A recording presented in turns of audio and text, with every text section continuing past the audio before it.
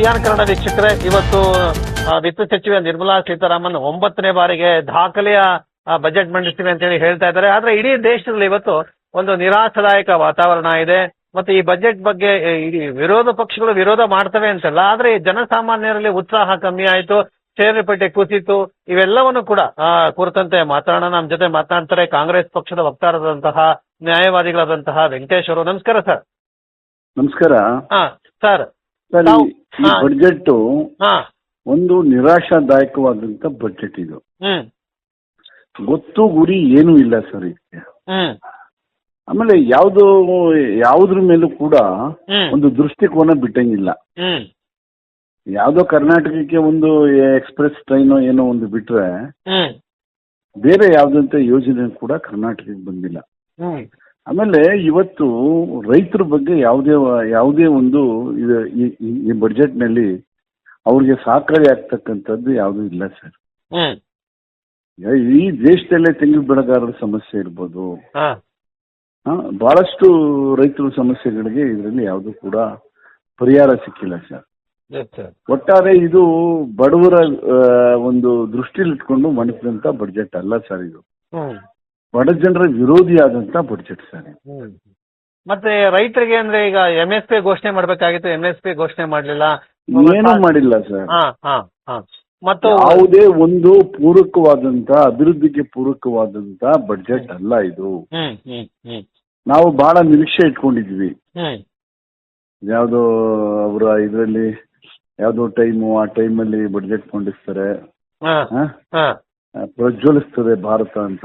ಅಮೃತ ಕಾಲ ಅಮೃತ ಕಾಲ.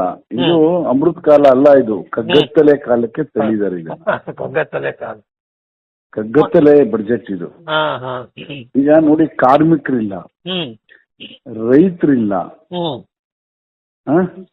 ದುಡಿಯುವ ವರ್ಗ ಇಲ್ಲ, ವಿದ್ಯಾರ್ಥಿಗಳಿಲ್ಲ, ಮಹಿಳೆಯರಿಲ್ಲ, ಯಾರು ಕೈಗಾರಿಕೋದ್ಯಮಿಗಳಿಗೂ ಏನು ಪ್ರಯೋಜನ ಇಲ್ಲ. ಒಟ್ಟಿನಲ್ಲಿ ಇದೊಂದು ಅಂಕಿಅಂಶಗಳಿಂದ ಕೂಡಿದಂತ ಒಂದು ಬಜೆಟ್ ಸರಿ. ಬೇರೇನೂ ಇದರಿಂದ ನಿರೀಕ್ಷೆ ಮಾಡಂಗಿಲ್ಲ ಬಿಡಿ. ಆಮೇಲೆ ಇಡೀ ದೇಶದಲ್ಲಿ NDA ಜನಪ್ರಿಯತೆ ಕುಗ್ತಾ ಇದೆ.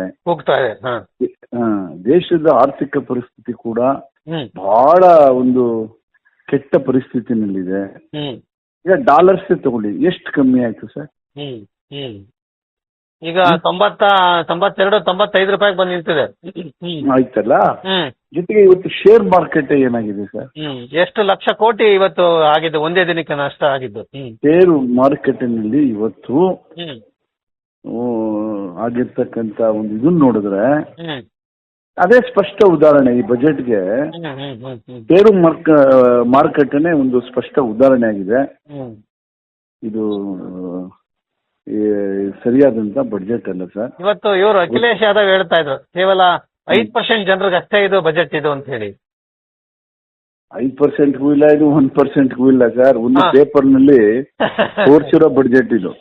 ಒಬ್ರಿಗೆ ಹೇಳಿ, ಒಬ್ರು ಯಾರಾದ್ರೂ ಕೂಡ ಇದು ನಮ್ಗೆ ಸಹಾಯ ಆಗಿದೆ, ಇದರಿಂದ ನಮ್ಮ ಬದುಕಿಗೆ ಸಹಾಯ ಆಗಿದೆ, ನಮ್ಮ ಉದ್ಯಮಕ್ಕೆ ಸಹಾಯ ಆಗಿದೆ, ನಮ್ಮ ಮಹಿಳೆಯರಿಗೆ ಒಂದು ಇದನ್ನ ಘೋಷಣೆ ಮಾಡಿದ್ದಾರೆ, ನಮ್ಮ ವಿದ್ಯಾರ್ಥಿಗಳು ಓದಕ್ಕೆ ಒಂದು ಸ್ಕಾಲರ್ಶಿಪ್ ಮಾಡಿದ್ದಾರೆ. ಯಾವುದು ಮಾಡಿಲ್ಲ. ಯಾವ್ದಾದ್ರು ಒಂದು ರೈತರಿಗೆ ಇವತ್ತು ನಾವು ಇದನ್ನ ಉತ್ತೇಜನ ಮಾಡಿದೀವಿ ಅಂತ ಹೇಳೋದಾಗ್ಲಿ ಏನೂ ಮಾಡಿಲ್ಲ ಸರ್. ಇದು ಬಹುಶಃ ಈ ಒಂದು ಇದರಲ್ಲಿ ಇಷ್ಟೊಂದು ನಿರಾಶಾದಾಯಕವಾದಂತ ಬಜೆಟ್ ಅನ್ನ ನಾವು ಯಾವತ್ತೂ ನೋಡಿರ್ಲಿಲ್ಲ ಸರ್. ಈಗ ನಿರಾಶಾದಾಯಕ ಅಂತ ಹೇಳೋದು ಸರಿ ಸರ್. ಮತ್ತೆ ಇವ್ರು ನಿರೀಕ್ಷೆ ಇತ್ತು, ಮಾಡ್ಲಿಲ್ಲ. ಆದ್ರೆ ಯಾಕೆ ಇವ್ರ ಕೈಲಿ ಮಾಡಕ್ಕಾಗ್ತಿಲ್ಲ? ಒಂದು ವಿರೋಧ ಪಕ್ಷವಾಗಿ ರಚನಾತ್ಮಕವಾಗಿ ನಾವು ಹೇಗೆ ನೋಡ್ತೀರಾ ಇದನ್ನ ಸರ್? ಇದು ಈಸ್ ಎ ಫೇಲ್ಯೂರ್ ಗೌರ್ಮೆಂಟ್. ಕೇಂದ್ರದ ಬಗ್ಗೆ ಜನ ಮೋದಿ ಬಗ್ಗೆ ಯಾವ ಒಂದು ಉತ್ಸಾಹದಿಂದ ಓಟ್ ಹಾಕಿದ್ರು ಇವತ್ತು ನಿರುತ್ಸಾಹವಾಗಿಬಿಟ್ಟಿದ್ದಾರೆ. ಇವ್ರಿಗೆ ಈಗ ಇಡೀ NDA ಜನಪ್ರಿಯತೆ ಆಗ್ಲಿ, ಮೋದಿ ಜನಪ್ರಿಯತೆನಾಗ್ಲಿ ಕುಗ್ಗಿದೆ. ನಿರ್ಮಲಾ ಸೀತಾರಾಮ್ ಅವ್ರಿಗೆ ಬಡತನನೇ ಗೊತ್ತಿಲ್ಲ, ಬಡವರು ಗೊತ್ತಿಲ್ಲ, ಹಳ್ಳಿ ಗೊತ್ತಿಲ್ಲ, ಕೈಗಾರಿಕೋದ್ಯಮಿ ಗೊತ್ತಿಲ್ಲ. ಒಂದು ಅನುಭವ ಬೇಕಲ್ಲ. ಈ ಸರ್ಕಾರಕ್ಕೆ ಅನುಭವದ ಕೊರತೆ ಇದೆ.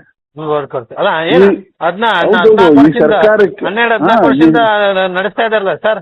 ಇಲ್ಲ ಬಿಡಿ. ಇದು ಅದು ನೀವಿದ್ರು ನಡೆಸ್ಬೋದು ಸರ್, ನಾವಿದ್ರು ನಡೆಸ್ಬೋದು, ಪ್ರಶ್ನೆ ಅದಲ್ಲ. ಯಾವ ಒಂದು ಹೊಸ ಯೋಜನೆಯನ್ನ ತರ್ತೀವಿ ಅನ್ನೋದು ಇಂಪಾರ್ಟೆಂಟ್ ಇದು. ಹಾ ಹಾ ಆಯ್ತು, ಇವ್ರು ಹೇಳ್ತಿದ್ರಲ್ಲ ನಾವು ಸ್ವಿಸ್ ಬ್ಯಾಂಕ್ ನಿಂದ ತರಿಸ್ತೀವಿ, ನಿರುದ್ಯೋಗಿಗಳಿಗೆ ನಾವು ಉದ್ಯೋಗ ಕೊಡ್ತೀವಿ. ಏನ್ ಇವ್ರ ಭರವಸೆಗಳು? ಯುವಕರು ಇವತ್ತು ಇವ್ರ ಮಾತುಗಳು ನಂಬಿ ಇವತ್ತು ಅಮೆರಿಕದಿಂದ ಬರೋ ಪರಿಸ್ಥಿತಿ ಬಂದ್ಬಿಡ್ತು. ಏನ್ ಸರ್, ಇವತ್ತು ನಿರುದ್ಯೋಗಿ ಸಮಸ್ಯೆ ಬಹುಶಃ ಸ್ವತಂತ್ರ ಭಾರತದ ಇತಿಹಾಸದಲ್ಲಿ ಮೋದಿಯವರ ಕಾಲದಲ್ಲಿ ಆದಂತ ಇದು ನಾವೆಲ್ಲೂ ಕೂಡ ನೋಡ್ಲಿಕ್ಕೆ ಆಗೋದಿಲ್ಲ. ಹೇಳಪ್ಪ, ಎಷ್ಟು ಜನಕ್ಕೆ ಇವರು ಉದ್ಯೋಗ ಕೊಟ್ಟಿದ್ದಾರೆ, ಎಷ್ಟು ಕೈಗಾರಿಕೆಗಳಿಗೆ ಇವರು ಉತ್ತೇಜನ ಮಾಡಿದ್ದಾರೆ, ಆ ಉತ್ತೇಜನ ಮಾಡೋದ್ರಿಂದ ಎಷ್ಟು ಜನಕ್ಕೆ ಕೆಲಸ ಸಿಗುತ್ತೆ. ಇಂಜಿನಿಯರ್ಗಳ ಪರಿಸ್ಥಿತಿ ಗೊತ್ತಾ ಸರ್ ಇವತ್ತು?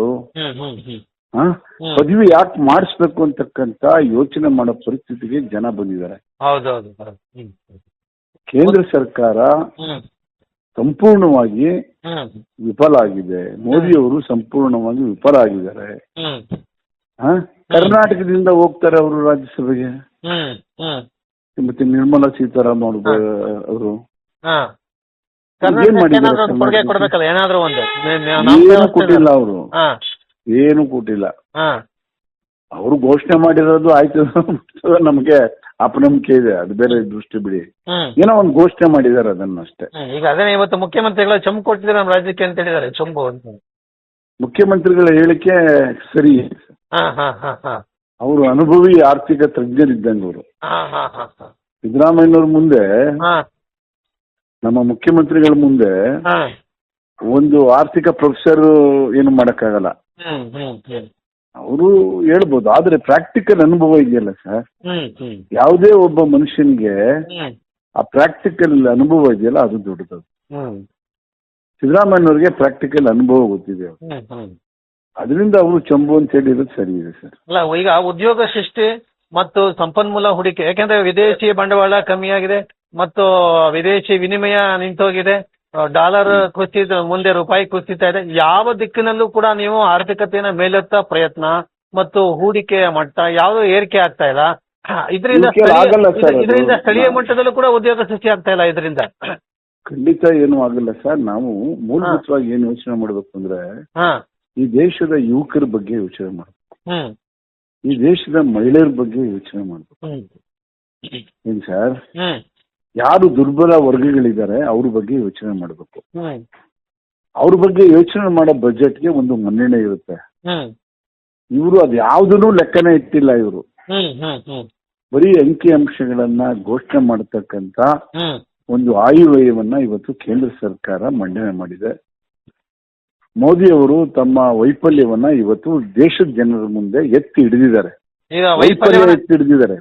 ಎತ್ತಿಡಿದರೆ ಬರೀ ನಂಬರ್ಗಳೆಲ್ಲ ಮುಚ್ಚಿಟ್ಕೊಂಡಿದ್ದಾರೆ ಅಂತ ನಂಬರ್ ತೋರಿಸ್ತಾ ಇದ್ದಾರೆ ಅಷ್ಟೇ.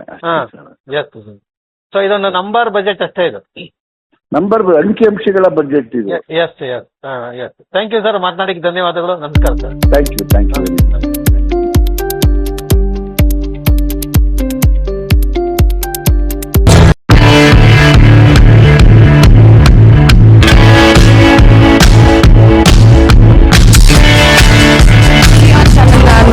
ಸಬ್ಸ್ಕ್ರೈಬ್ ಆಗಿ, ಲೈಕ್ ಮಾಡಿ, ಶೇರ್ ಮಾಡಿ. ಮುಕ್ತ ಪತ್ರಿಕೋದ್ಯಮ